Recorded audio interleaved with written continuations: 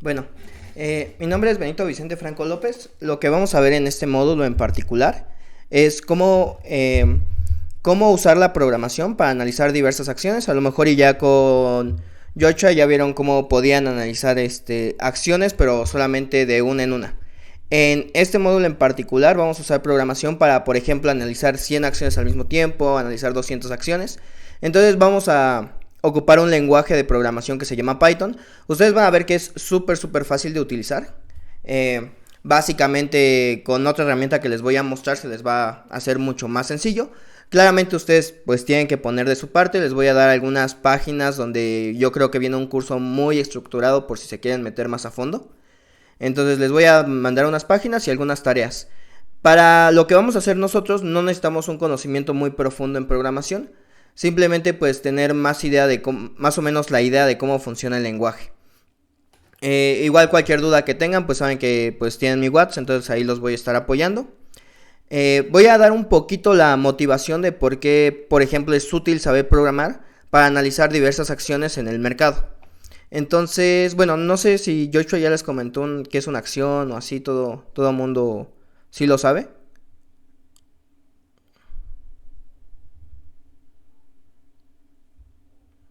Cualquiera, nada más díganme si sí o si no, o cualquiera que me quiera dar eh, la idea de lo que es una acción.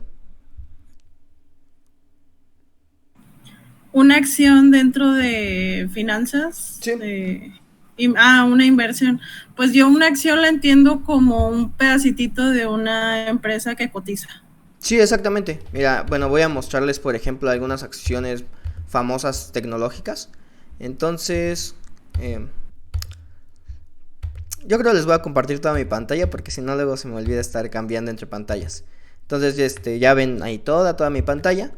En particular es muy fácil ver cómo se mueve una acción. Por ejemplo, ahorita en Google es bastante fácil. Por ejemplo, si quieren saber cómo se mueve la acción de Nvidia con respecto al tiempo.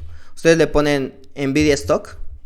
La Nvidia, por ejemplo, es una empresa que se dedica a fabricar cosas que tienen que ver con procesadores y se dedica como a desarrollar cosas en el área de inteligencia artificial. De hecho, por ejemplo, esta empresa últimamente ha crecido con esto de la explosión de la IA y la ciencia de datos. Entonces, por ejemplo, te da el rango de un día. Por ejemplo, hoy subió 4.32, le fue muy bien.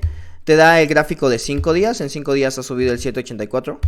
En un mes, por ejemplo, bajó. Si ustedes hubieran invertido, por ejemplo, el 5 de septiembre, hubieran perdido dinero en teoría, ¿no? Porque, o sea, no pierdes dinero hasta cuando vendes. Entonces, en teoría, si ustedes invirtieron aquí y venden acá, pues pierden dinero. Ahora, fíjense que pues en 6 meses le ha ido muy bien. Pero, sin embargo, bueno, en un año también se ve muy bien. Incluso se ve ahí como que está subiendo constantemente. Pero si analizamos en 5 años, podemos ver que ha tenido unas caídas fuertes. Entonces, por ejemplo, a lo mejor ustedes son inversores desde hace mucho tiempo. Y fíjense que aquí prácticamente su dinero se multiplicó por 7. Pero, por ejemplo, si ustedes, al menos a mí me pasó que yo entré a invertir más o menos por aquí, digamos en octubre de 2021, yo no sabía mucho de finanzas. Y justo pasó que perdí dinero. Y esto fue porque no sabía cómo hacer un buen análisis de las empresas. Pero el punto es que pues no se confíen, ¿no? No porque en un año una empresa ha estado subiendo, significa que va a seguir así. Incluso yo cuando analicé esto, pues yo vi esta gráfica, que se ve como muy bonita siempre, ¿no? Siempre anda subiendo, es muy raro que baje, pero sin embargo puede llegar a que las cosas sean diferentes al siguiente día. Entonces pues tengan cuidado con eso. Por ejemplo, otra empresa que a lo mejor ustedes conocen que es muy famosa, pues es la empresa de Google. Entonces, por ejemplo, aquí tienen cómo se ha movido el precio en un día, en 5 días, en un mes, en 6 meses, en un año. A nosotros para hacer análisis, pues nos interesaría jalar pues esta gráfica, que en matemáticas se le llama una serie de tiempo, pero nos gustaría jalar estos datos y hacer análisis así, de un montón de empresas. A lo mejor todas las del Nasdaq. Las del Nasdaq son como un conjunto de empresas tecnológicas.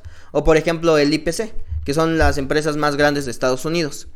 Entonces a nosotros o nuestro objetivo sería hacer un análisis, pero un análisis así, de un montón de empresas al mismo tiempo. Entonces esa es la ventaja de programar. Ahora, nosotros vamos a estar usando un lenguaje que se llama Python. ¿Cómo lo van a instalar?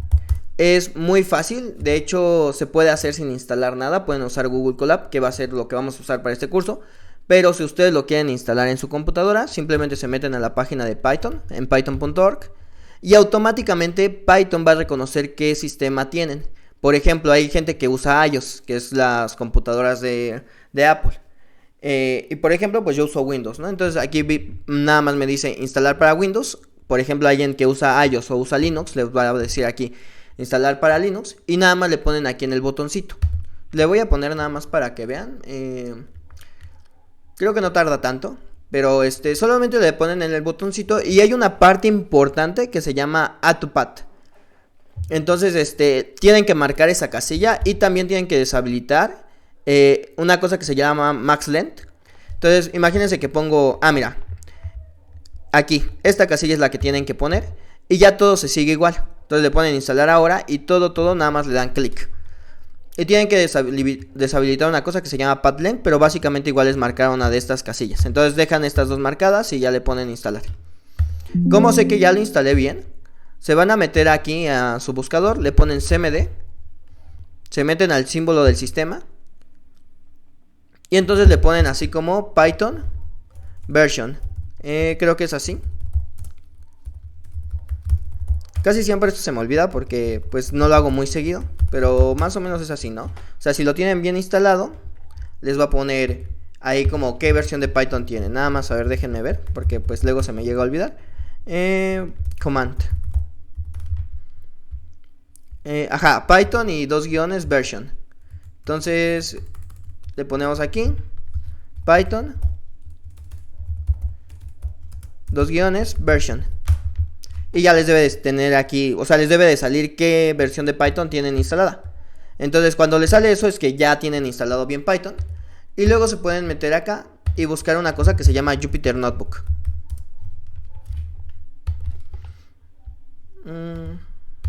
Aquí le vamos a poner Jupyter Notebook.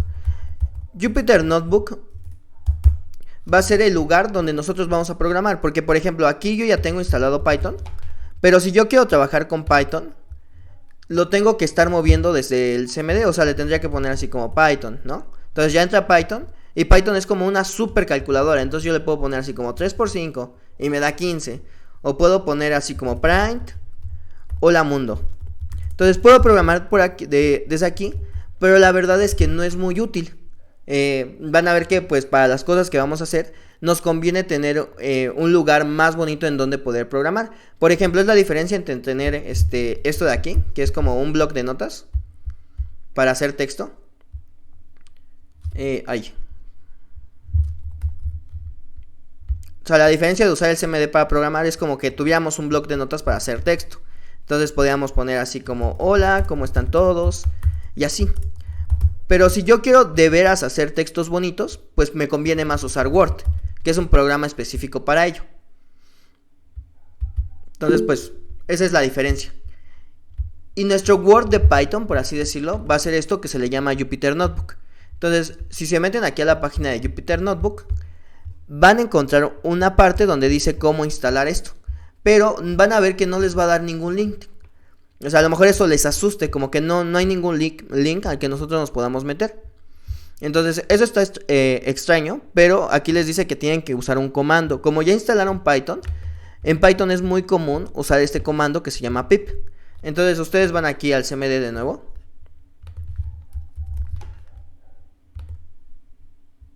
Y le ponen pip install notebook, ¿vale? Y les va a empezar, si ustedes ya descargaron Python de manera adecuada, les va a empezar a descargar cosas. A mí me va a decir que ya lo tengo instalado. Entonces fíjense que aquí casi todo me dice requerimiento already satisfied.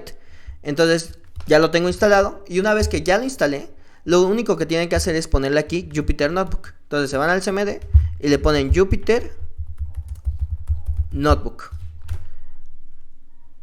Y entonces ustedes van a esperar un ratito y les va a abrir una pestañita aquí en Google. Y aquí ustedes van a poder correr notebooks. O sea, por ejemplo, aquí le voy a poner New Python 3. Y entonces esto va a ser un nuevo notebook y ya puedo empezar a programar. Jupyter Notebook básicamente tiene celdas de código y tiene celdas de texto, ¿vale? Aquí está código y aquí está texto. Texto es Markdown. O sea, por ejemplo, podría ponerle aquí mi primer clase en Python. Ok.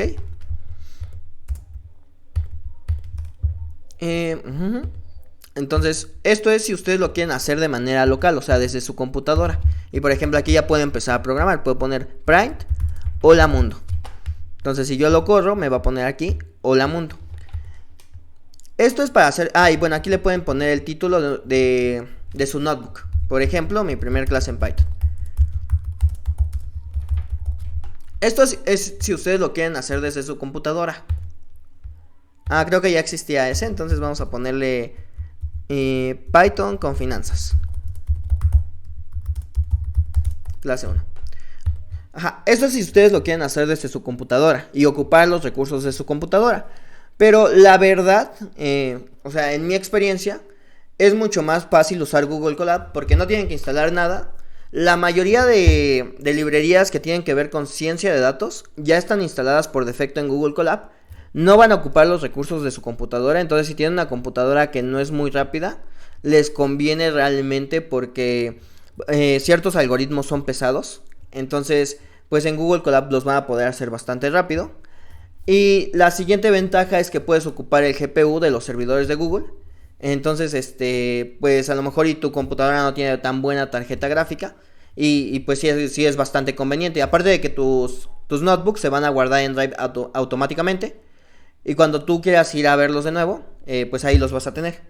Entonces, esto es para hacerlo de manera local. Ahí van a tener la grabación por si a alguien se les hizo como muy complicada la instalación.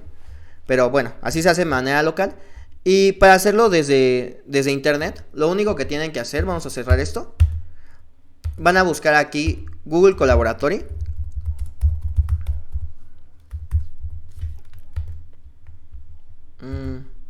Aquí, Google Colaboratory.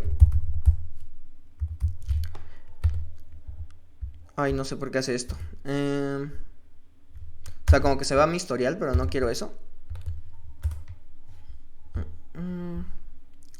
Bueno, me voy a meter a Google primero. Entonces aquí le vamos a poner Google Colaboratory. Y le van a dar aquí. Te damos la bienvenida a Google. Y entonces aquí les va a abrir esta pestaña. Si ya tienen notebooks, les va a abrir esto. O sea, si ya alguna vez lo han utilizado. Pero si no, les va a abrir esta pestaña. Yo ya no tengo almacenamiento en esa cuenta. Entonces por eso cambié de cuenta.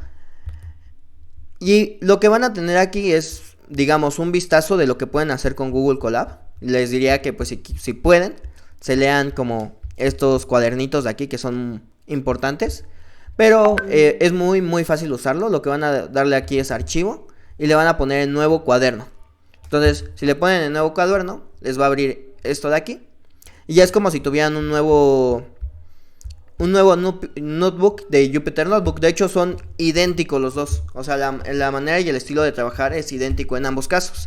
Entonces, aquí le pueden poner mi primer clase en Python con finanzas. Y pues bueno, van a tener celdas de código para que ustedes pongan aquí lo que quieren o las instrucciones que le van a dar a la computadora. Y celdas de texto, simplemente para escribir texto normal y darle formato bonito. Entonces aquí le puedo poner mi primer clase en Python. ¿Hasta aquí alguien tiene alguna duda?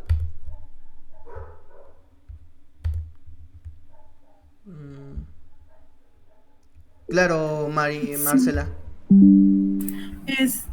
Para abrir un notebook, no me fijé dónde es.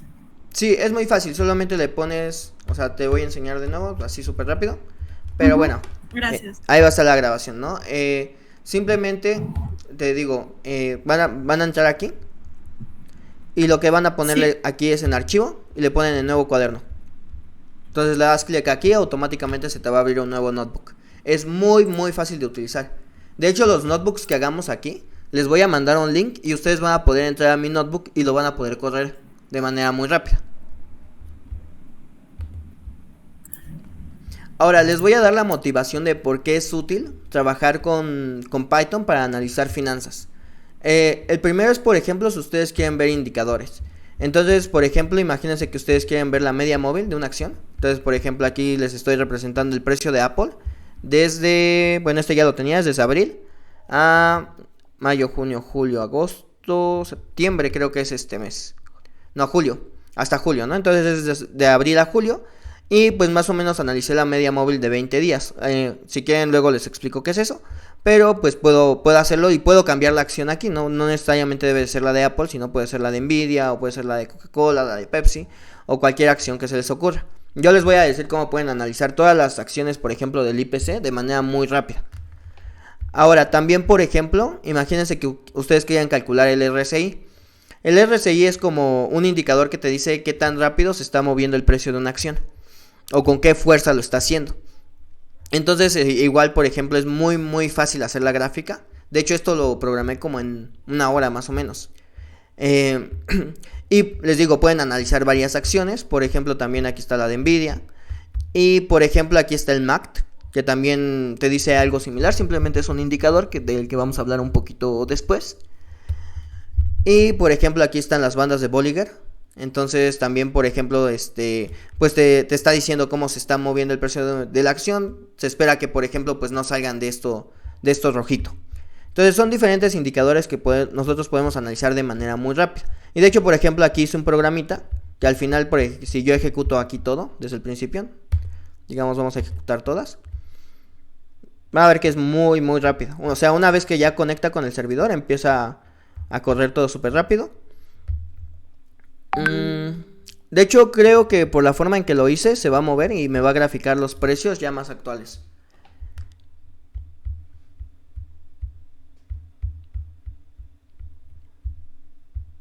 Entonces, bueno, ahora sí está poniendo los precios actuales. Por ejemplo, Apple últimamente ha bajado de precio. Normalmente siempre esa acción está entre 3000 y 3300 últimamente, pero se mueven entre ese rango, entre 3000 y 3500. Ya esos ya son precios actuales. Y lo que quería que vieran es que, por ejemplo, aquí hice al último un código que pues es una aplicación así como mini muy fácil de utilizar. Que por ejemplo te dice, ¿qué quieres? ¿Qué tipo de análisis quieres hacer? Imaginemos que queremos hacer un análisis de la media móvil. Y luego te dice, pues introduce el símbolo de la acción que quieres. Imagínense que quieren Nvidia. Si quieren el símbolo lo pueden buscar aquí. Vamos a buscar el de Tesla, por ejemplo. Tesla, stock. Y el símbolo es porque lo vamos a ocupar. Entonces es importante saber sacarlo. Es este de aquí, TSLA. Entonces ustedes le ponen aquí TSLA. Y pues ya, me da la grafiquita. O sea, eso es lo chido que hace. Esta aplicación hace eso, pero les digo, lo programé como en una hora. Y pueden analizar así un montón de acciones al mismo tiempo. Por ejemplo, no sé, digamos que queremos la de Coca-Cola. Entonces le pongo Coca-Cola stock, ¿no? Entonces aquí te dice Co. Y no me acuerdo si esta le tienes que meter algo más, pero bueno, le ponen aquí, bueno, primero que quieren, ¿no? Por ejemplo, imaginemos que queremos analizar el RSI.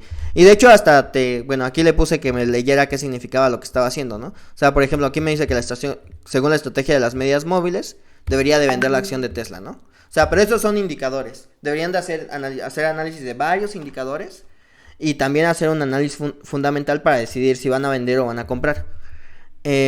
Por ejemplo, digamos que quiero analizar el RSI y quiero analizarlo sobre la acción de Coca-Cola.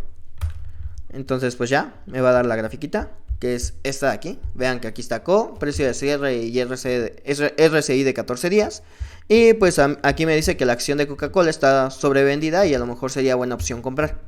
Entonces pues puedes hacer esta aplicación súper rápido. De hecho lo vamos a hacer aquí en este módulo. Y otro... Claro, alguien iba a hablar.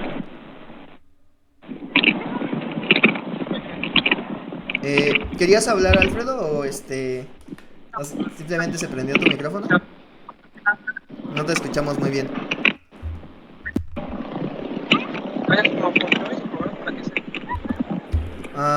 Si gustas escribirlo, te voy a silenciar. Pero si gustas escribirlo, ahí voy a estar viendo las dudas. Bueno, les digo, esto es como la inspiración, ¿no? También otra de las cosas es que una vez que nosotros ya decidimos qué acciones vamos a invertir, un problema particular es decidir cuánto le vamos a invertir a cada acción. Imagínense que, por ejemplo, nosotros vamos a invertir en la acción de Nvidia, vamos a invertir en la acción de Coca-Cola y vamos a invertir en la acción de Bimbo. Entonces tenemos 3 acciones y imagínense que nosotros tenemos 10,000 pesos para invertir. Entonces un problema común es decidir cuánto peso o cuánto dinero le debo de meter a cada acción. A lo mejor me convenga meter 5,000 a Coca-Cola, 2,000 en Bimbo y 3,000 en Nvidia. Entonces ahí vamos a hacer un trade-off de el riesgo versus el dinero que estoy invirtiendo. A eso se le llama teoría del riesgo, ¿no? Se llama portafolio de Markowitz. Entonces como que es muy muy popular. Y vamos a analizar un poquito, no me voy a meter mucho en la parte matemática, pero vamos a analizar un poquito por qué funciona, ¿no? Entonces, o sea, cada vez que tenemos un portafolio, tenemos algo que se llama el riesgo asociado y cuánta rentabilidad nos está dando. Entonces nosotros estamos buscando que tenga, digamos, un riesgo medio con una rentabilidad media. De hecho, como que aquí se ve, ¿no? Aquí también está como el retorno esperado, el riesgo, y nosotros esperaríamos algo como acá, ¿no? Como algo que esté en esta esquinita, con un retorno esperado grande y un riesgo pues mínimo. Entonces igual vamos a ver eso en este módulo. Y pues si nos da tiempo vamos a analizar más patrones de velas. Por ejemplo con Joshua ya lo hicieron, pero igual se puede hacer aquí desde Python. ¿Ok? ¿Hasta aquí alguien tiene alguna duda?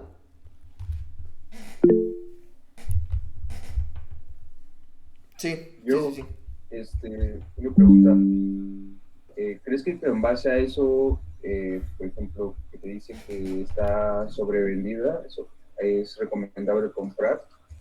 ¿Crees que nosotros podamos automatizar el hecho de que no tenemos la decisión nosotros de comprar, sino automáticamente nuestro ordenador lo haga por nosotros?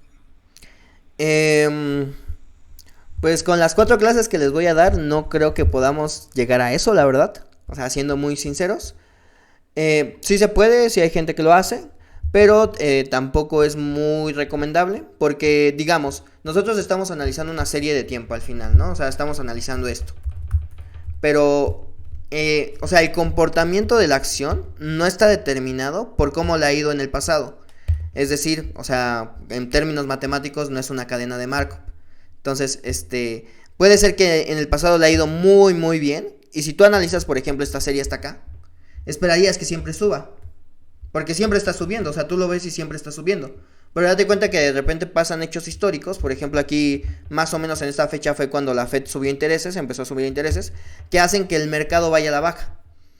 Entonces, el análisis técnico es bueno, pero no es lo único, porque también es importante hacer un análisis fundamental, ¿sí?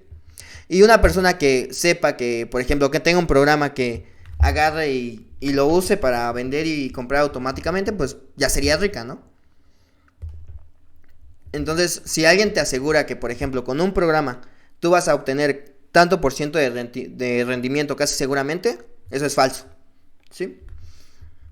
Sí puedes automatizar el hecho de comprar y vender, de hecho lo puedes automatizar desde tu broker. Por ejemplo, te digo, la acción de Apple casi siempre se mueve en este rango, ¿no? Se mueve, les digo, aquí por ejemplo le fue mal, pero más o menos fueron las fechas malas. Pero casi siempre se mueve en este rango que es 3,000. Bueno, de hecho ahorita últimamente entre 2,500 y 3,500, ¿no? Más o menos, por ejemplo, yo considero que un buen rango para comprar está aquí, entre los 2,800. Porque ahí puedes hacer como un trading, ¿no? Esperando el suficiente tiempo. Pero, o sea, no es recomendable que tengas un programa que automáticamente compre y vende. O al menos no conozco alguno que te asegure que vas a tener ganancias. ¿Alguien tiene alguna otra pregunta?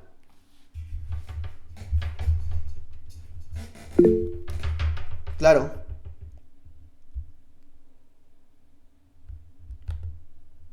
Ok, bueno, está bien. Los comentarios normalmente no los puedo ver, entonces si pueden prender el micrófono estaría súper padre. Bueno, ahora sí vamos a empezar a ver cómo se utiliza Python. Van a ver que es súper fácil. Lo primero es que pues Python es una computadora súper grande. Perdón, es una calculadora así como con mucho poder. Entonces podemos hacer cuentas simplemente. Lo primero que les voy a enseñar es como la operación más sencilla, que es la operación print. Entonces, si yo pongo prime, lo único que voy a hacer es aquí imprimir un textito. Entonces, por ejemplo, aquí le pongo prime hola mundo y me va a imprimir hola mundo. Ahora, normalmente lo que hace Python es que guarda tus datos en alguna variable, en algún objeto que se le llama una variable. Por ejemplo, aquí pongo nombre igual a Benito. Entonces, Python, una vez que yo haga esto, Python, cada vez que yo ponga nombre, esto es como una bolsita. Y Python ya sabe que ahí está el nombre Benito. Entonces yo aquí le pongo Benito y siempre me lo va a imprimir aquí. Y de hecho aquí le puedo poner en estas X, puedo ver las variables que tengo. Y aquí me dice, por ejemplo, tienes la variable nombre, que es un string que tiene 6 caracteres. Y de hecho aquí si le dejo presionado me dice qué valor tiene. Tiene el valor de Benito. Pero yo puedo sobreescribir esta variable, es decir, puede ser que ahorita la cambie y ya no se llame Benito, sino que en vez de que tenga Benito le guarde otra cosa, que diga Josué aquí. Entonces yo aquí le pongo Josué y cuando imprimo me va a dar Josué. Y aquí en mis variables de entorno pues va a cambiar. Ahora es un nombre que es un string que tiene 5 caracteres, ¿no? Y bueno, si le dejo aquí presionado, en teoría me debería decir que tengo aquí adentro. Aquí me dice, ¿no? El valor que tiene esta cosa, pues es Josué. Tenemos esta instrucción. Y esta instrucción la puedo combinar con variables. Imagínense que quiero ponerle algo así como hola, bienvenido a mi programa. Y aquí adelantito voy a separar estas letras con una goma y le voy a poner nombre. Entonces aquí me va a poner hola, bienvenido a mi programa y lo que tenga nombre adentro, que es Josué. Puedo imprimir de esta forma y hay una forma, por ejemplo, que a Jonathan le gusta mucho, que es imprimir con un f-string. Entonces, por ejemplo, si yo quisiera ponerle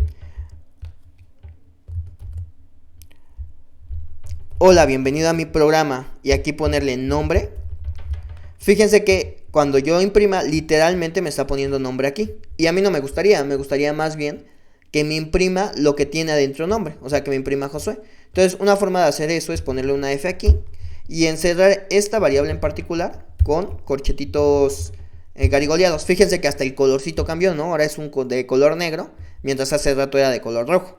Entonces si yo quito la F me imprime así, literal, lo que dice ahí. Pero si le pongo la F ya me va a imprimir hola, bienvenido a mi programa, Josué. Eso se le llama una impresión de tipo f-string. A mí particularmente cuando empezaba a usar Python, la que se me hacía más sencilla era esta. Pero les enseño esta porque la van a ver en varios lenguajes, en varios programas, si ustedes llegan a analizar un programa. Y pues es bueno que lo sepan. Ahora sí, vamos a ver como, por ejemplo, tipos de operaciones en Python.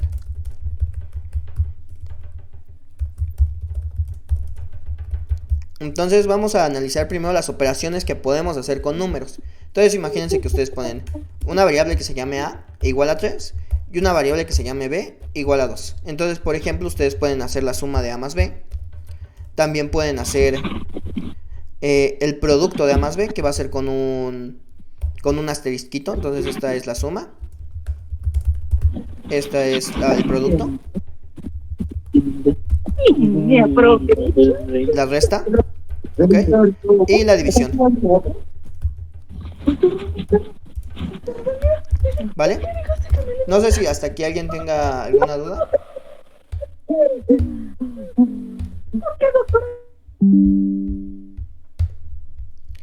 Entonces, a la hora de que ustedes le pongan prime aquí, pues les va a imprimir todo esto. Algo que, por ejemplo, también es importante es la operación de exponenciación. Entonces, pues elevar un número al cuadrado, pues simplemente es ponerle en vez de poner un solo asterisco, ponen 2 asteriscos y eso se va a significar elevar al cuadrado. Entonces, al poner 2 asteriscos, elevan 3 al cuadrado, que en este caso pues sería 9. Otra operación que igual es importante, que de hecho a veces hay que ponerle énfasis, es la operación de módulo. Entonces, aquí le van a poner A, porcentaje y el módulo que quieran, por ejemplo módulo 3, y les va a dar 0. Ese es el residuo que deja al dividir entre cierto número. Esta operación a veces es como un poquito complicada, pero por el tiempo y por lo que vamos a estar viendo no es tan necesario que le pongamos tanto énfasis, pero es del residuo que deja A al dividirlo entre cierto número.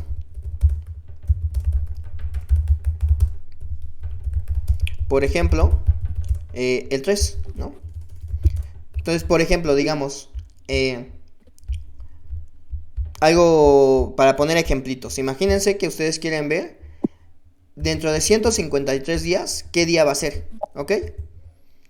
Entonces, una forma de hacerlo, pues es darse cuenta que, por ejemplo, si hoy es lunes, dentro de 7 días va a ser lunes, ¿no? Y dentro de otros 7 días va a ser lunes de nuevo, y así, ¿no? Entonces, pues el chiste es dividir entre 7 y ver cuántos días me van a quedar. Entonces, si ustedes le ponen aquí módulo 7, esto te está diciendo que al dividir entre 7 te van a quedar 6 días. Entonces nada más hay que contar 6 días después del lunes. Te va a quedar martes, miércoles, jueves, viernes, sábado y domingo. Entonces dentro de 153 días va a ser domingo. Otro ejemplo, por ejemplo. Digamos que quieren 10. Módulo 3 te va a dejar de residuo 1.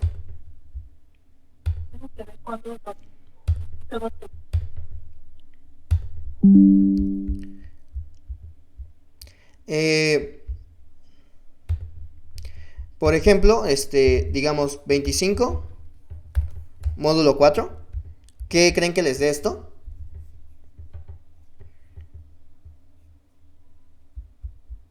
A ver si no los perdí. ¿Uno? Sí, es 1. O sea, porque dividen entre 20. O sea, cuando dividen 25 entre 4. O sea, si se dan cuenta, 25 entre 4 lo puedo escribir como 6 por 4. O sea, este es cuánto me queda al dividir. Más 1, que sería mi residuo. Entonces, justo por eso, cuando imprimen esto, les va a dar 1. ¿Vale? Entonces, pueden hacer eso. Son la operación de sumar, multiplicar, restar, dividir y hacer exponenciación. Que básicamente son las operaciones que haces en una calculadora. Si quisieran sacar raíz, por ejemplo, pues eso es lo mismo que elevar a la 1 medio. Entonces le ponen aquí 100, asterisco, asterisco, 1 entre 2. Y entonces pues esto les va a dar 10. Entonces vamos a poner aquí tipos de operaciones con Python. Y voy a esconder esto para que no nos estorbe. Entonces ya, pueden hacer como todo tipo de operaciones con números. De hecho hay una librería que se llama NumPy. Entonces pueden sacar, por ejemplo, el seno, el coseno, pueden trabajar con vectores, pueden trabajar con matrices, pueden sacar los eigenvalores, los eigenvectores y muchísimas cosas que hacen en álgebra lineal. Ahora, ¿qué tipos de datos vamos a tener en Python? Python es famosísimo porque es muy muy versátil y tiene tipos de datos que no están en otros lenguajes. Bueno, aquí vamos a ponerle otra sección que se llame tipos de datos. Entonces, el primer dato más, o sea, como el más común o que más se usa, pues es un número. Entonces, por ejemplo, digamos que aquí le ponemos a igual a 35, a esto se le llama un int. Entonces, estos son enteros, ¿no? Ahora, pueden tener números con punto decimal. A eso les llaman float. Entonces, por ejemplo, el 7.4 es un float. Pueden tener palabras, por ejemplo la que les decía de hola mundo. Esto vamos a ponerle aquí palabra. Y esta cosa pues es un string. Entonces fíjense, le voy a dar clic aquí. Y si ustedes se van aquí a sus variables, les va a poner nombre es un string, palabra es un string, punto decimal es un float. Y este entero que le puse el valor de 35, pues es uno de tipo int.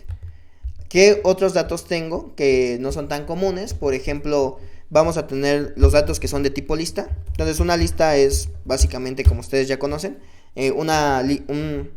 digamos como una bolsita de objetos que de alguna manera tienen algún orden. Por ejemplo, digamos que aquí le puedo meter el 35, le puedo meter la palabra hola, le puedo meter por ejemplo aquí el nombre de Jonathan. Le puedo meter un float, por ejemplo aquí le puedo poner 34.2. E incluso dentro de las listas puedo meter otras listas. Entonces por ejemplo aquí voy a meter otra lista que tenga los números del 1 al 3. Entonces estos tipos de datos son muy importantes. Y la única ventaja es que tienen un orden. Por ejemplo aquí le pongo lista 0. Y aquí significa acceder al elemento 0 de esta lista. Entonces cuando pongo corchetes cuadrados significa pues cuál es el que está en la primera posición. Entonces le pongo aquí y me da el 32. Le digo ahora accede al elemento 1, me da hola. Y si le digo por ejemplo accede al elemento 4, sería 0, 1, 2, 3, 4. Sería la lista. Entonces aquí le imprimo y me da la lista. Algo súper importante es que Python siempre empieza a contar desde el 0. Entonces el 1 realmente no es el que está en la posición 1, sino el que está en la posición 2.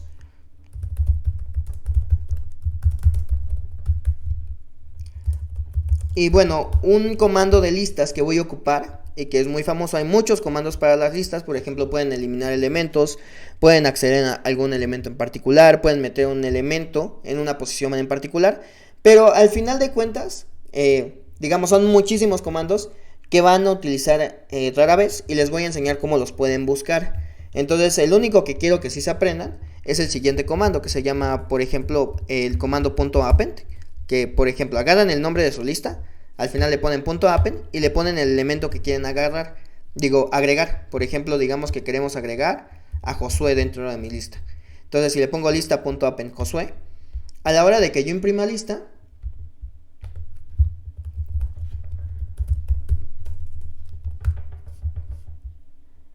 me va a dar lo siguiente, me va a dar 32, hola, Jonathan 34.2, 321 y Josué. Ahora imagínense que ustedes quieren hacer algo muy en particular con su lista. Pueden agarrar, pongan aquí esto. Bueno, no. Agarren y hay una herramienta muy famosa que se llama ChatGPT, de seguramente ustedes ya la han utilizado. Y si no la han utilizado, pues es tiempo de que la empiecen a utilizar. No necesitan nada más que su cuenta de Google. De hecho, quería que me llevara al principio para que vieran cómo se entraba. Entonces aquí le ponen en Google, le ponen ChatGPT y se meten aquí a la página de OpenAI. Bueno, solamente les va a pedir que se inscriban y que pongan su cuenta de Google. Y aquí le pueden poner, por ejemplo, si yo quisiera eliminar el tercer elemento de mi lista en Python, le puedo decir, oye, tengo una lista que se llama lista. Quisiera saber cómo puedo eliminar el tercer elemento de mi lista. Considera que estoy trabajando en Python. Entonces aquí les va a dar el comando. Les dice, por ejemplo, que pueden utilizar pop.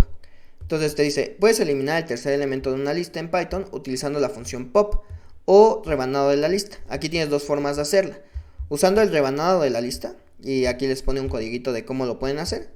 Y les dice, o puedes utilizar la función pop, que es como que va eliminando algunos índices y pues luego los regresa. Y puedo preguntarle, ¿hay otra función en particular?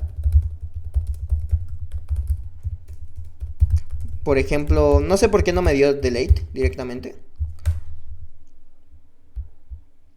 Bueno, creo que no lo tienen las listas. Creo que se me hace que es de Pero bueno, el punto es que les da códigos muy específicos de cómo pueden eliminar las cosas. Entonces, por eso es que les digo que no es necesario aprenderse todos los códigos. Y más ahorita que apenas estamos empezando. Pero el que sí quiero que se aprendan es de append, que es para agregar cosas a las listas. Igual les voy a dar una tareita donde van a ver todos los tipos de comandos que tiene este objeto. Ahora, el siguiente objeto, el siguiente tipo de dato son los diccionarios. Entonces aquí le voy a poner diccionarios. Los diccionarios trabajan de una manera similar a las listas, solamente que estos no tienen un orden. Entonces vamos a ponerle aquí dic. Y la forma de hacer un diccionario es que en vez de usar corchetes cuadrados como en las listas, yo voy a usar corchetes garigoleados. Y entonces es como un diccionario en español e inglés. Por ejemplo, aquí yo le pongo carro. La traducción de carro en inglés es car, ¿no?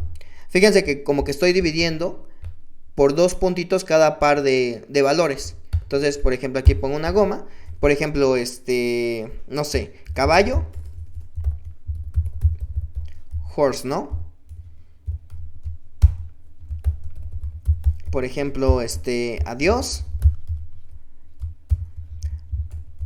bye. Y cositas así, ¿no? Entonces, fíjense que les digo, cada par de valores van a estar separados por dos puntitos. Al primer valor se le va a llamar la llave de mi diccionario. Y al segundo se le va a llamar valor. Entonces tenemos un apareamiento 2 a 2, en donde tenemos las llaves, que aquí en este caso sería carro, caballo y adiós. Entonces aquí los voy a poner. Aquí. llaves. Entonces aquí nuestras llaves van a ser carro, caballo y adiós. Y los valores correspondientes a estas llaves van a ser car, horse and buy. Entonces, fíjense lo que tiene en particular este diccionario. En este diccionario, si yo pongo dic 0, no me va a dar nada. Me va a decir que hay error, esta llave no existe. Cuando dice que hay error es que no existe esta llave, no existe la llave 0. Sin embargo, por ejemplo, si le pusiera aquí que el 0 corresponde a 0, así como aquí, 0, le doy play aquí. Ahora sí me va a decir, esta llave sí existe y adentro de esa llave está 0. Ahora, por ejemplo, si le pongo aquí dic carro, me va a dar el valor que tiene la llave carro, que es car. Entonces, al diccionario yo voy a acceder a través de las llaves, que son estas. Yo le puedo poner dic caballo, dic carro, dic adiós. Y lo que me va a arrojar son valores. Digamos, ejemplo 2. Imagínense que yo trabajo, por ejemplo, en una tienda y tengo a mis empleados junto con sus edades. Entonces, por ejemplo, me tengo a mí, ¿no? Y vamos a poner así valores ficticios. Por ejemplo, vamos a poner los días de trabajo. O sea, una lista que va a ser los días de trabajo. O mejor vamos a ponerla así, como que la edad, que sea 24, por ejemplo. Luego podemos ponerle aquí, no sé, algún hobby, que sea batería. Y luego, no sé, digamos que su día preferido, su color preferido. Vamos a ponerle aquí blanco, ¿no? Por así decirlo, ¿no? Por ejemplo, podemos poner a José, que va a tener 32. Su hobby va a ser la guitarra. Y vamos a poner que su color favorito es el morado. Y vamos a poner a Jonathan. Y entonces aquí vamos a ponerle 25. Vamos a ponerle pues también vamos a ponerle, digamos, el bajo. Y aquí vamos a ponerle rojo. Entonces, fíjense que aquí como tal ya tengo una base de datos. ¿Por qué? Porque tengo algunos renglones que son las personas. Y algunas columnas que pues es los atributos de estas personas. Entonces yo, por ejemplo, le pongo aquí dic Jonathan y me va a dar los atributos de Jonathan. Entonces son estos de aquí. Entonces es muy muy útil. De hecho en JavaScript se usa mucho este tipo de datos, que son los datos de tipo diccionario. Y otros datos que son súper útiles son los datos de tipo conjunto. Entonces para hacer un conjunto simplemente le ponen set y le ponen dos paréntesis. O bueno, aquí le vamos a poner, por ejemplo, conjunto. Y es prácticamente similar al diccionario, solamente que ponen aquí dos corchetes garigoleados. Y aquí ya no ponen puntitos, simplemente ponen los valores que van a estar dentro de este conjunto. Lo particular y lo chido de los conjuntos es que los conjuntos no pueden repetir elementos. Por ejemplo, aquí que puse 2 veces el 5, a la hora de que yo imprima el conjunto va a quitar esa repetición. Entonces aquí ya nada más aparece una vez el 5. Igual, por ejemplo, para los que saben un poco de álgebra superior, pues puedes hacer la diferencia de conjuntos, la intersección de conjuntos, la unión de conjuntos. Todas esas operaciones se valen en Python. Ahora sí, no sé si alguien tenga una duda hasta aquí.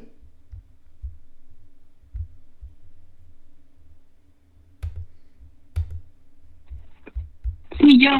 Claro. Ahí donde hiciste tu diccionario, pusiste por ejemplo, en donde dice Benito, 24, ¿no? Pero Exacto. lo pusiste entre comillas y las demás no. Ah, ok. Eso es muy buena el de pregunta. José y el de Jonathan. La diferencia entre poner comillas y no es que cuando yo no pongo comillas, Python lo detecta como un entero. ¿Sí? Lo piensa como un entero y entonces suma como enteros. Pero cuando pongo comillas, lo detecta como un string. Mira, ve cuál es la diferencia. Por ejemplo, imagínate que yo pongo 23 más 11 y lo pongo sin comillas. Aquí los está detectando como enteros. Este es entero y este también es en entero. Entonces la suma es 34.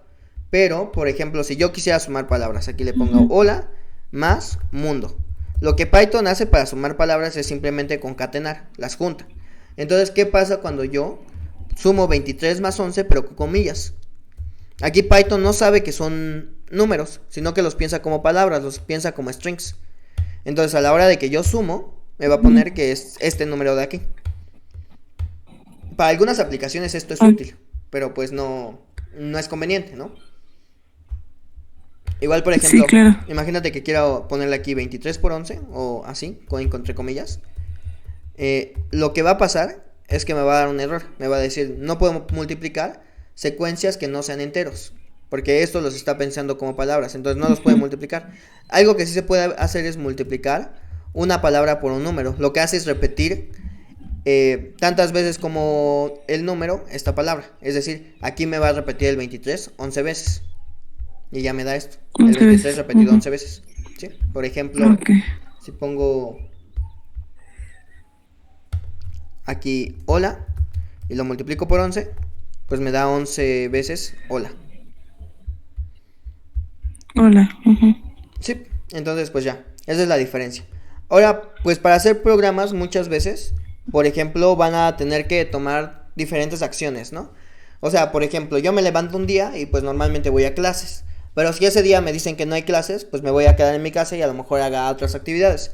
Entonces, para un programa es útil que el programa sepa tomar decisiones y sepa cuándo tomar esas decisiones o cuándo no tomar ciertas decisiones. Entonces, vamos a practicar una cosa que se llama condicionales. Por ejemplo, cuando alguien ve este tema en inglés, ¿cuál es el primer condicional que les enseñan a usar? Para alguna persona que le guste el inglés.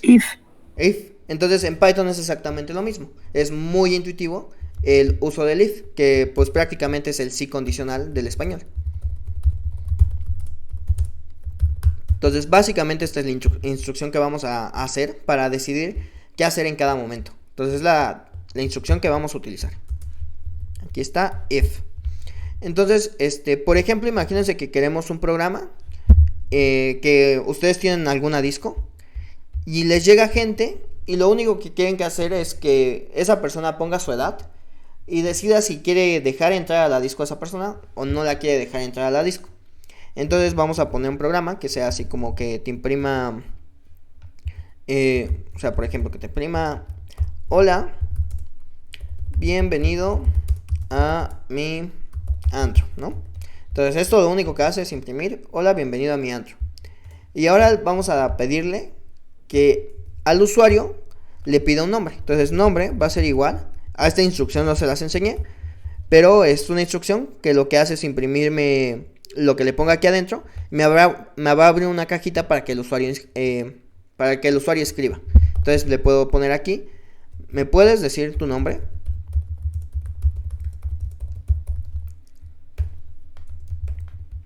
Entonces, esto de aquí me abre una cajita que aquí el usuario le va a escribir su nombre. Entonces aquí le va a poner Benito.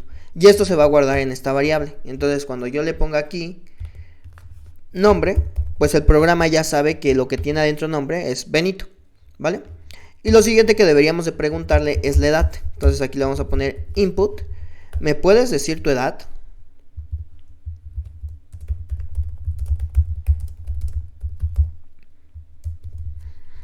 Entonces yo pongo este programa, me va a preguntar el nombre. Por ejemplo, aquí le puedo poner Talía y le voy a decir que esta persona tiene 17 años.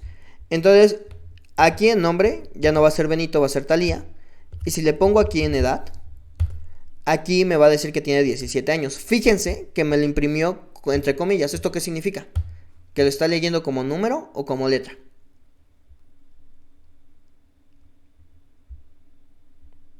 Como letra, ¿no? Ajá, que lo está leyendo como letra. Entonces, como yo quiero hacer una comparación, es decir, en algún momento voy a pedir que la edad sea mayor que 18, pues no es fácil comparar, por ejemplo, una palabra con un número. Entonces, aquí le tengo que poner int, para que lo lea como un numerito. Entonces, aquí ahora sí, si le pongo el nombre es Talía y tengo 17, ahora sí, cuando yo le pongo aquí edad, Python ya sabe que es 17, pero sin comillas. O sea, aquí ya me lo está leyendo como un entero. Ahora sí, ¿cómo se usa el if? Entonces, yo a esta persona la voy a dejar entrar si su edad es mayor o igual a 18. Entonces aquí le pongo si edad mayor o igual Fíjense que nada más es así como este de aquí, el mayor que, y este igual. Si la edad es mayor o igual a 18, pongo dos puntitos. Le voy a decir prime, bienvenido. Bienvenido a mi antro, ¿ok? Entonces pues vamos a hacer esto. Entonces le puedo decir que su nombre es Talía. Ahorita le voy a poner que tiene 19 años y me imprime bienvenido a mi antro. Pero si por ejemplo yo le pongo aquí Talía y le pongo que tiene 17, pues no me hace nada. ¿Por qué no me hace nada? Porque no le he dicho que haga algo más si no pasa esto. Entonces esta condición de imprimir bienvenido a mi antro solo se dispara si se cumple la primera condición. Algo importante es que aquí ustedes deben de dejar una indentación. Se dice que Python es un lenguaje indentado. En otros lenguajes, por ejemplo en R, van a ver que ustedes van a utilizar mucho como paréntesis. Por ejemplo, la instrucción en R sería así. Y van a utilizar corchetes para decidir qué es lo que va dentro del if. O sea, yo decido que esto va dentro del if porque está dentro de estos corchetes. Pero en Python no, en Python te ahorras eso de usar punto y coma, de usar corchetes. Simplemente usas dos puntitos y lo que va dentro del if hay que dejarle un espacio. Fíjense, si no pongo la indentación, esto me lo marca de rojo. Y cuando yo le ponga play me va a decir así como que esperaba una indentación después del bloque de if. Entonces aquí Python está esperando una indentación y hay que ponerle el espacio. Entonces pues ya, mi programita está funcionando como esperaríamos que funcione. Entonces aquí le pongo 22 y me dice bienvenido a mi antro. ¿Qué pasa si yo quiero que, por ejemplo, me diga otra cosa cuando la persona tiene menos de 18 años? Entonces lo que tengo que hacer es ponerle aquí else y ponerle aquí print. Todavía te falta crecer un poco más.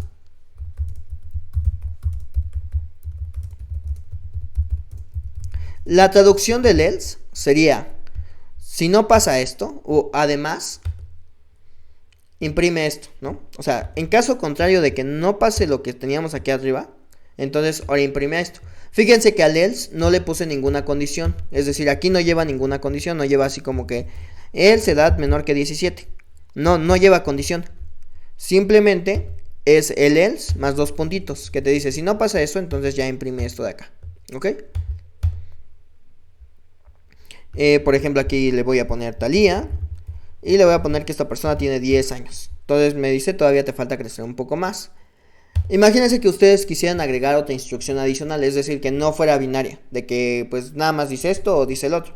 Imagínense que aquí le van a poner estrictamente mayor que 18 y vamos a imprimirle algo especial si esa persona tiene exactamente 18 años. Entonces aquí le van a poner el if y van a poner la otra condición que quieren. Por ejemplo, la edad igual a 18.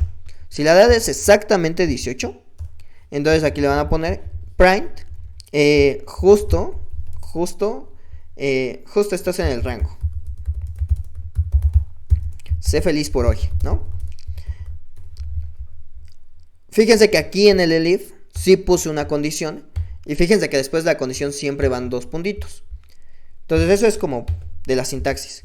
Aquí le puedo poner Juanita, la cubana.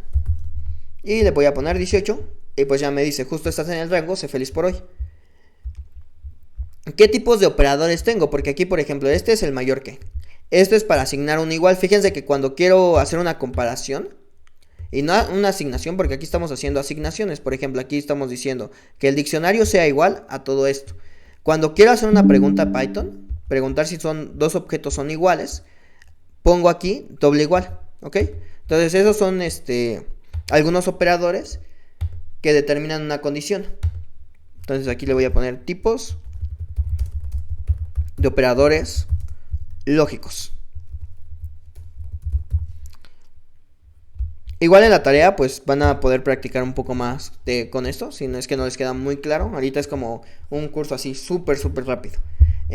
Los tipos de operadores lógicos pues es este, que es el mayor que. Este de aquí que es el menor que. Los otros que pues son como sus similares, mayor o igual que. También vamos a tener este que es igual a. Y creo que solamente son esos, no hay demasiados. Bueno, tenemos el AND.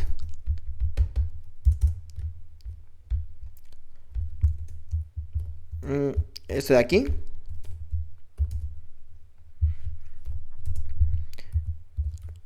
También de hecho pueden usar AND. Y es como que se cumplen las dos condiciones al mismo tiempo.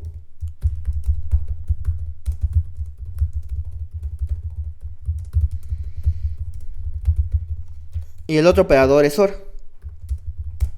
Es decir, que se cumpla una o se cumpla la otra.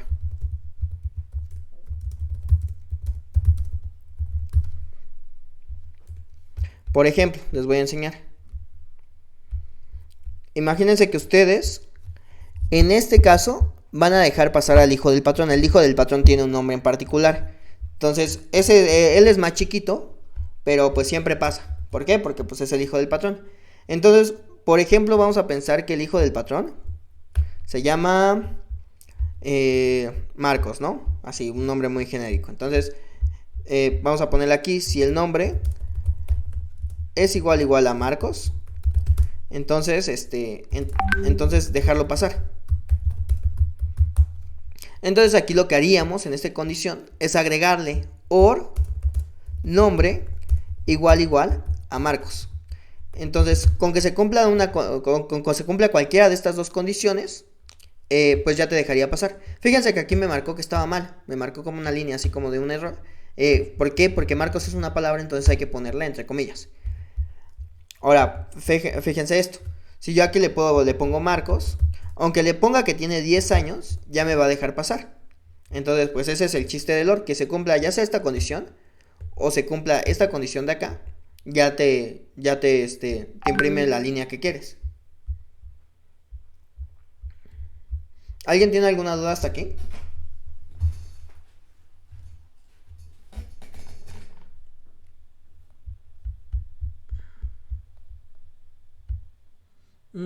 Ok, entonces, bueno, aquí ya tenemos esto. Ahora vamos a ocupar una librería que se llama Pandas. No, bueno, antes de eso vamos a hablar un poco sobre ciclos. Entonces vamos a hablar sobre ciclos. Y luego de eso vamos a hablar sobre funciones. Y ya con eso tendrían como un overview de todo lo que es Python, o al menos de las cosas básicas de Python. Entonces, ciclos es muy fácil. Imagínense que ustedes quieren repetir una acción muchísimas veces. Por ejemplo, ahorita en este curso lo que vamos a hacer es checar una lista que va a tener las acciones de todas las empresas. Que por ejemplo, imagínense que su lista es esta, ¿no? Es Nvidia. Imagínense, van a tener la acción de Tesla, entonces van a tener aquí el nombrecito de Tesla. Van a tener aquí la acción de Coca-Cola, entonces van a tener Coca. Y aquí van a tener Bimbo, por ejemplo. Entonces van a tener una lista de todas las acciones, ya sea del Nasdaq o del IPC. Y lo que a nosotros nos gustaría es, para cada una de estas acciones, aplicar un análisis. Y pues a lo mejor a partir de ese análisis decidir en qué acción nos conviene invertir. Entonces para eso es útil hacer un ciclo. O hacer bueno, hay dos formas de hacer ciclos. Es con la palabra reservada for y con la palabra reservada while. Entonces a nosotros nos va a interesar hacer eso. ¿Cómo funciona for? For funciona de la siguiente manera. Este de aquí es un elemento al que se le llama un elemento iterable. ¿Por qué? Porque yo lo puedo ir recorriendo. Puedo agarrar Nvidia, luego puedo agarrar Tesla, puedo agarrar Coca y luego puedo agarrar Bimbo. Entonces, cuando tengo un elemento iterable, puedo hacer lo siguiente, ponerle for j, donde j va a ser un elemento de esta lista. Entonces le voy a poner for j in lista. O sea, para cualquier elemento de esta lista, lo que vas a hacer es imprimir j. Aquí cambien prime por la acción que quieren hacer. Por ejemplo, sacar el RSI de esa acción.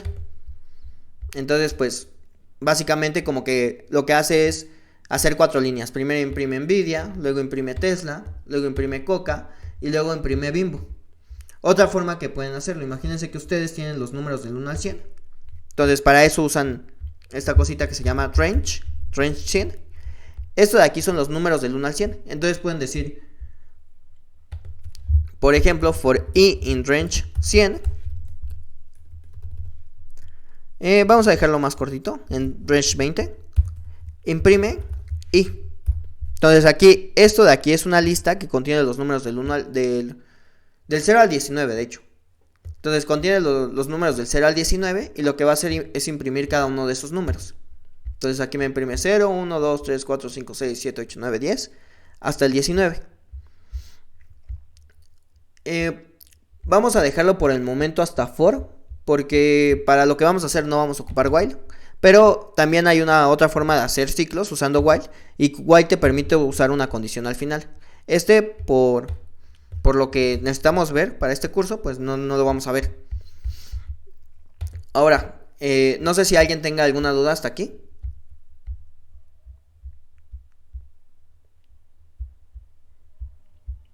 Todo bien, gracias. Ok, ahora por ejemplo, acuérdense que nosotros teníamos el diccionario, ¿no? Okay, una variable que se llamaba dic.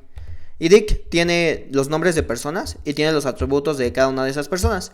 Imagínense que quieren imprimir los nombres de cada una de estas personas. El problema es que están en el diccionario, no están como tal en una lista.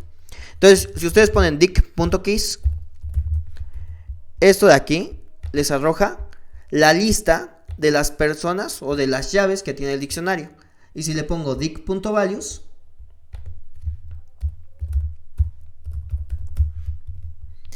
esta cosa de aquí me va a arrojar los valores, bueno, una lista de listas, donde cada una de estas listas son los valores correspondientes a cada llave.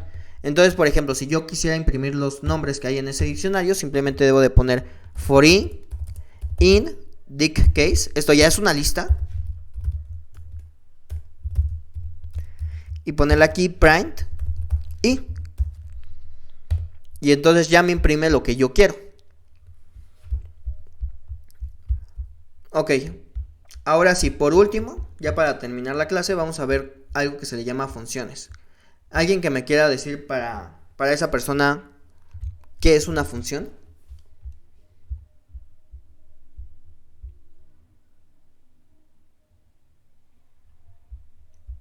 Es la forma de agrupar código para reutilizarlo. Sí, creo que me parece buena idea lo que dices. Sí, es una buena definición, al menos en computación. Digamos que en compu muchas veces lo que va a pasar es que vas a repetir un código varias veces. Entonces, en vez de estarlo repitiendo una y otra vez, puedes crear una función que haga lo que tú quieres. Y entonces, de alguna manera, ya no vas a tener la necesidad de estar escribiendo, pues hace esto y luego hace esta acción y luego hace esta tercera acción, sino que simplemente llamas a tu función y hace lo que tú quieres.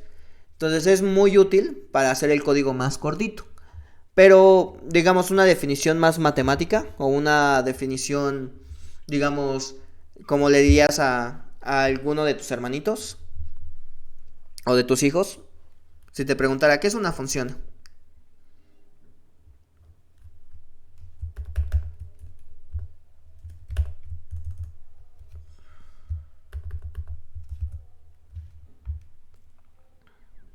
Sería como un conjunto de reglas. Ok, sí, también. De alguna manera es un conjunto de reglas. Pero algo que sí es importante en una función, o bueno, a mí al menos fue así como me lo explicaron en la secundaria y creo que me quedó muy claro, es que una función tú te la puedes imaginar como una fábrica. Entonces, la fábrica de alguna manera va a necesitar insumos. Aquí está mi fábrica, este cuadrito es mi fábrica. Yo no sé qué pasa ahí, ¿no? Pero yo sé que le llega un insumo, por ejemplo la leche, aquí pasa algo y de repente me arroja queso. Entonces, pues una función básicamente es eso.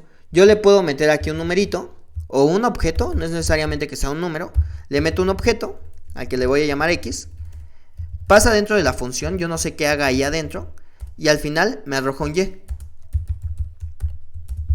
Y de hecho así funcionan la mayoría de las redes de Deep Learning. Tú le metes unos datos X, que va a ser como una matriz de datos, o pueden pensarlo como una tablita. Y al final te va a arrojar algunas etiquetas a las que les llamas Y. Y muchas veces lo que pasa en Deep Learning es que no sabes qué pasa aquí adentro. Aquí pasan muchas operaciones, no tienes idea de qué pasa, pero al menos sabes que cuando tú le metes una X te sale una Y. Entonces, por ejemplo, aquí en Python, ¿cómo sería eso? Pues a esta fábrica nosotros le necesitamos poner un nombre, ¿ok? Entonces, por ejemplo, imaginemos que queremos, por ejemplo, esa fábrica de que le metes leche y te saca queso. Entonces vamos a ponerle aquí fab de queso. Ok, así se va a llamar mi función. Okay. Y aquí adentro le vamos a meter un objeto. Entonces aquí objeto. Ahora, por ejemplo, lo que va a hacer esta función es que si le llega queso, si le llega leche, saca queso, ¿no? Entonces, if objeto igual a leche, lo que vamos a hacer es return queso. Si no le llega leche, pues vamos a ponerle que imprima. No sé qué hacer con eso. Y aquí queso va a ser la palabra queso. Por eso es que me la marco en naranja, porque lo estaba pensando como una variable. Entonces aquí queso. Entonces, por ejemplo, aquí si se dan cuenta no hizo nada porque solo definí la función. Solamente aquí lo que dije es cómo iba a trabajar esta fábrica de aquí. Pero aún no la pongo a trabajar, simplemente como que la construí. Ahí está mi fábrica, pero todavía no le he dado nada para que trabaje. Entonces, por ejemplo, si aquí le pongo fábrica de queso y le mando pan, pues me va a decir, pues no sé qué hacer con eso. Sin embargo, si aquí a la fábrica de queso le mando leche, ahora sí me va a decir queso, ¿no? Porque le mandé leche. Si le mando queso a la fábrica de queso, me va a decir que pues no sabe qué hacer con eso, ¿vale? Y así como definí la fábrica de queso, pues también puedo definir una función que sea, por ejemplo, elevar al cuadrado. Entonces el nombre de esta fábrica es elevar al cuadrado. Le van a llegar números y lo único que va a hacer con ese número es imprimir ese número al cuadrado. Entonces si yo aquí le pongo elevar al cuadrado y le paso un 10, lo que va a hacer esto es imprimirme un 100. Porque esta fábrica lo que sabe es que cada vez que le llega un número, lo que tienen que hacer esas personitas es agarrar y elevarlo al cuadrado. Entonces es lo que hace. Y por ejemplo podríamos hacer una calculadora muy sencilla. Imagínense una función que se llame calculadora. Y a esta maquinita le van a llegar dos números que va a ser A y B. Y entonces aquí le voy a pedir que le imprima algo al usuario. Que le diga así como, oye, ¿qué quieres hacer? Y le voy a poner así como que 1, sumar. La siguiente que sea 2, restar. Y 3, multiplicar. Y entonces dependiendo de lo que elige el usuario, aquí voy a ponerle que esto se llame respuesta, ¿no? Y le vamos a poner, pues va a ser un entero. Entonces le voy a pedir que sea un entero a esta respuesta. Y le voy a decir, if r igual a 1, pues lo que vas a hacer es sumar, ¿no? Que es a más b. Además, si r es igual a 2, lo que vas a hacer es restar. Entonces voy a imprimir a menos b. Y en otro caso, o sea, bueno, le vamos a poner un elif mejor. Además, si r es igual a 3, lo que vas a hacer es imprimir la multiplicación, que es a por b. Y en caso de que no haya puesto ninguna de esas, le vas a poner aquí respuesta inválida.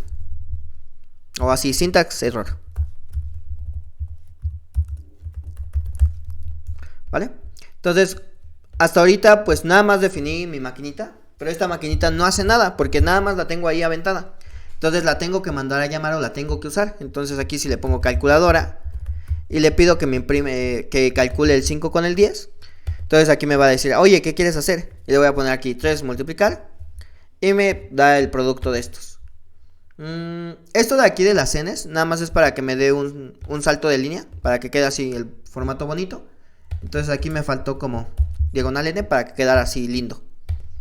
Entonces aquí por ejemplo calcular a 5 10 y ya le puedo poner, no, pues quiero restar. Y ya me da que 5 menos 10 es menos 5. Ok, creo que esto sería un buen overview de lo que es Python. Básicamente con esto ya podemos empezar a trabajar. Entonces ya la siguiente clase nos vamos a enfocar un poquito en esto, en hacer análisis con indicadores financieros, y van a ver que es como súper fácil. Ahora les voy a mandar esto de aquí se los voy a compartir. Aquí. Hay una forma muy fácil de compartir con Colab, que es ponerle aquí. Y le voy a poner aquí como que en principio es privado. Y le voy a poner que cualquier persona la puede ocupar. Pero ustedes van a quedar como lectores. Eso es decir, ustedes le van a poder mover al notebook, pero al final lo que hagan aquí no se va a guardar. Entonces, si ustedes quieren que se guarde, lo que tienen que hacer es darle aquí en archivo, guardar una copia en Drive. Y entonces ese nuevo notebook que se abra, que es este de aquí ya va a ser de su autoría, ya va a ser suyo. Entonces en los cambios que hagan sí se van a guardar. En el que les voy a mandar no se va a guardar los cambios, pero si le sacan una copia ya van a poder hacer cosas y se va a guardar. ¿Hasta aquí a alguien le queda alguna duda? Voy a parar la grabación.